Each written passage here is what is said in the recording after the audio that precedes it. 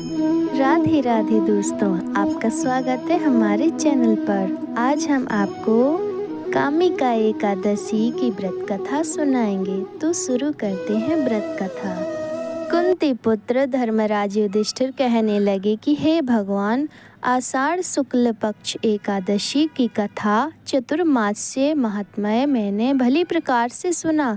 अब कृपा करके श्रावण कृष्ण एकादशी का नाम क्या है सो बताइए, एवं इसकी विधि क्या है, इसमें किस देवता का पूजन होता है, इसका उपवास करने से मनुष्य को किस फल की प्राप्ति होती है।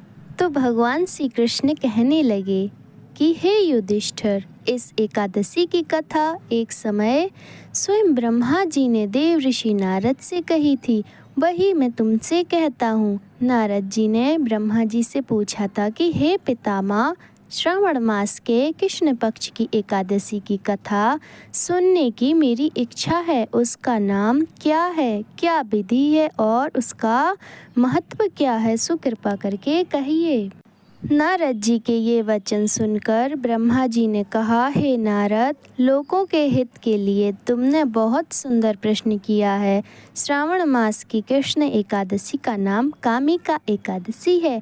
उसके सुनने मात्र से वाजपेय यज्ञ का फल मिलता है। इस दिन शंख चक्र गदाधारी विष्णु भगवान का पूजन होता है, जिनके नाम श्रीधर, हरि, विष्णु, माधव, मधुसूदन है। उनकी पूजा करने से जो फल मिलता है सो सुनो।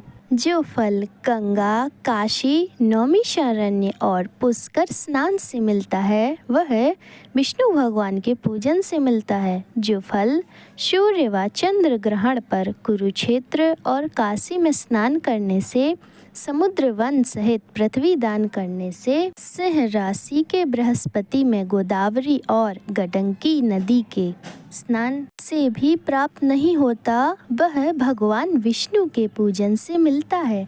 जो मनुष्य श्रावण में भगवान का पूजन करते हैं, उनसे देवता, गंधर्व और सूर्य आदि सब पूजित हो जाते हैं। अतः पापों से डरने वाले मनुष्यों को कामिका एकादशी का व्रत और विष्णु भगवान का पूजन अवश्य करना चाहिए। पाप रूपी कीचड़ में फंसे हुए और संसार रूपी समुद्र में डूबे हुए मनुष्यों के लिए इस एकादशी का व्रत और भगवान विष्णु का पूजन अत्यंत आवश्यक है। इससे बढ़कर पापों के नाशों का कोई उपाय नहीं है। हे नारद, स्वयं भगवान ने यही कहा है कि कामिका व्रत से जीव कुयोनि को प्राप्त नहीं होता। जो मनुष्य इस एकादशी के दिन भक्ति पूर्वक तुलसी दल भगवान विष्णु को अर्पण करते हैं, वे संसार के समस्त पापों से दूर रहते हैं।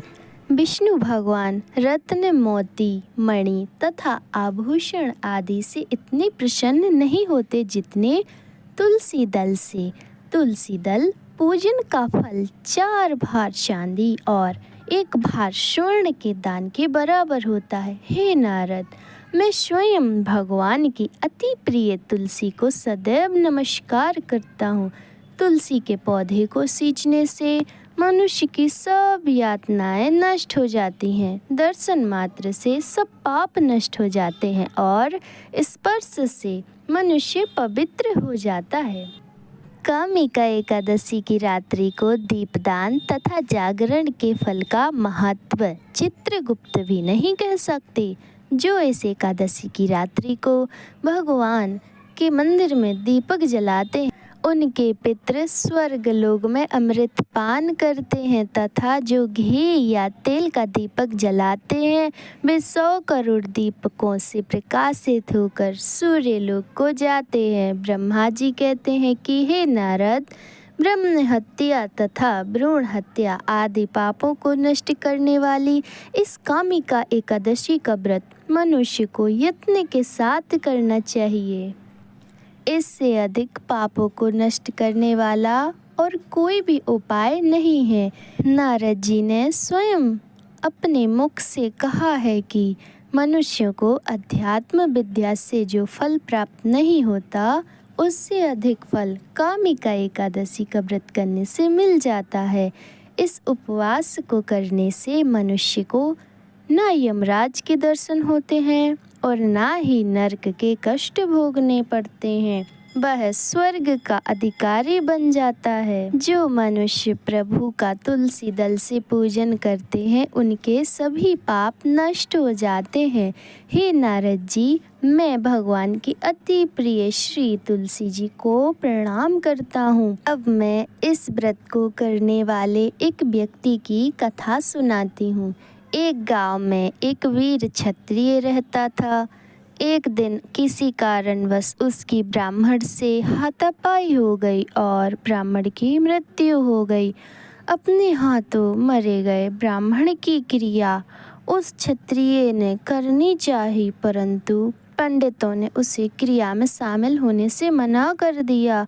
ब्राह्मणों ने बताया कि तुम पर ब्रह्म हत्या का दोष है, पहले प्रायश्चित कर इस पाप से मुक्त हो, तब हम तुम्हारे घर भोजन करेंगे।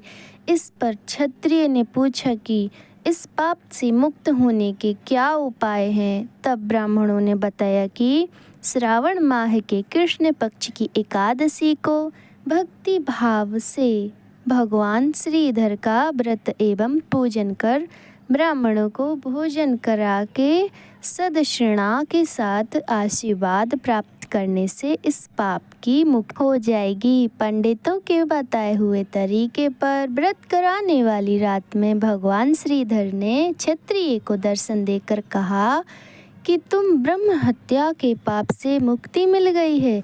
इस व्रत के करने से ब्रह्म हत्या आदि सभी पाप नष्ट हो जाते हैं और सुख भोग कर प्राणी अंत में विष्णु लोक को जाते हैं। इस कामिका एकादशी के महत्व के श्रावण व पठन से मनुष्य स्वर्ग लोक को प्राप्त करते हैं। तो प्रेम से बोलिए भगवान विष्णु की जय।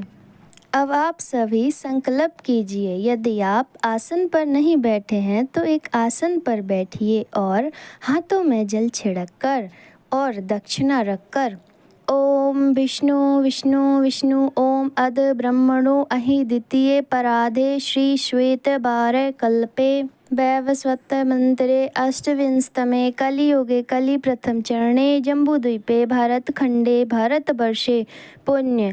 अपने नगर गांव का नाम लें। क्षेत्र बौद्ध अवतारे वीर विक्रमादित्य निपते 2071 तमे अब्दे प्लवंग नाम संवत्सरे महामंगल्य प्रदे मासा नाम मासो तमे श्रावण मासे कृष्ण पक्षे तिथि 11 वासरे सोमवार वासरे। गोत्र का नाम लें। गोत्रोत्पन्नो हम अमुक नाम, अपना नाम लें। सकल पाप क्षय पूर्वकम सर्वारिष्टम शांति निमित्तम सर्वमंगल कामनाय श्रुति स्मृत्यो फल प्राप्ति अर्थे मने सप्ति कार्य सिद्धि अर्थे। श्री जिस देवी देवता का पूजन कर रहे हैं उनका नाम लें। पूजनम च अहम करिष्ये। अब आप अपनी दक्षिणा को किसी कपड़े पर रखकर या फिर ऐसे ही मंदिर में जाकर दान कर दीजिए। एवं आप दक्षिणा के रूप में मेरे इस चैनल को जरूर सब्सक्राइब कीजिए, शेयर कीजिए। Thanks for watching.